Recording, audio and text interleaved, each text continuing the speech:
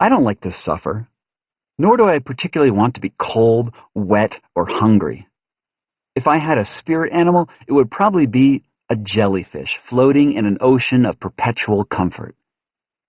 Every now and then I'd snack on some passing phytoplankton or whatever it is that a jellyfish snack on, and I'd use the tidal forces of the ocean to keep me at the optimal depth.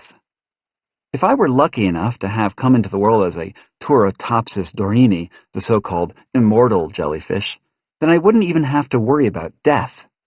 When my last days approached, I could simply shrivel into a ball of goo and reemerge a few hours later as a freshly minted juvenile version of myself. Yes, it would be awesome to be a jellyfish. Unfortunately, as it turns out, I am not an amorphous blob of sea goop. As a human, I am merely the most recent iteration of several 100 million years of evolutionary development, from the time we were all just muck in a primordial soup. Most of the previous generations had it pretty rough. There were predators to outwit, famines to endure, species-ending cataclysms to evade, and an ever-changing struggle to survive in outright hostile environments. And, let's be real, most of those would-be ancestors died along the way without passing on their genes. Evolution is a continual battle waged through generations of minute mutations where only particularly fit or lucky creatures outperform hapless genetic dead ends. The body we have today hasn't stopped evolving, but I still think if we peel back all the eons of changes that brought us here today, that we will still find a little bit of jellyfish at the very core of our beings.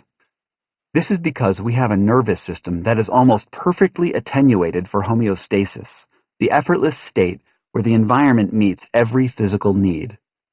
Our nervous system automatically responds to the challenges in the world around us, triggering muscle contractions, releasing hormones, modulating body temperature, and performing a million other tasks that give us an edge in a particular moment.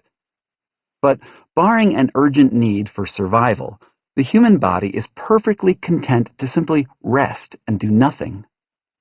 Doing anything, requires a certain amount of energy, and our bodies would rather save up that energy just in case they need it later. The great bulk of these bodily functions lie just beneath our conscious thoughts. But if whatever motivates our nervous system could express itself, it would probably maintain that the body that it is responsible for would best tick by in a state of perpetual and stressless comfort. But what is comfort? It's not really a feeling as much as it is an absence of things that aren't comfortable. Our species might never have survived necessary but arduous treks across scorching deserts or over frigid mountain peaks if there weren't the promise of some physical reward at the end of the journey. We sate our thirst, don layers of clothing on cold winter days, and clean our bodies because that yearning for comfort is hardwired into our brain. It's what Freud called the pleasure principle. The programming that makes us gluttons for the easy life didn't emerge out of nowhere. Aside from my jellyfish spirit animal, almost every organism struggles against the environment that it inhabits.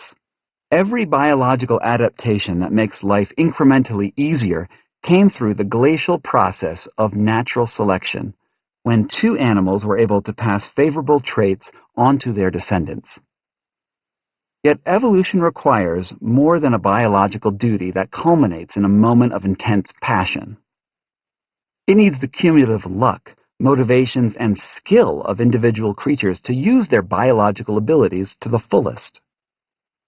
Every creature, whether it is an amoeba or a great ape, needs motivation to overcome the challenges of the world around it. Comfort and pleasure are the two most powerful and immediate rewards that exist.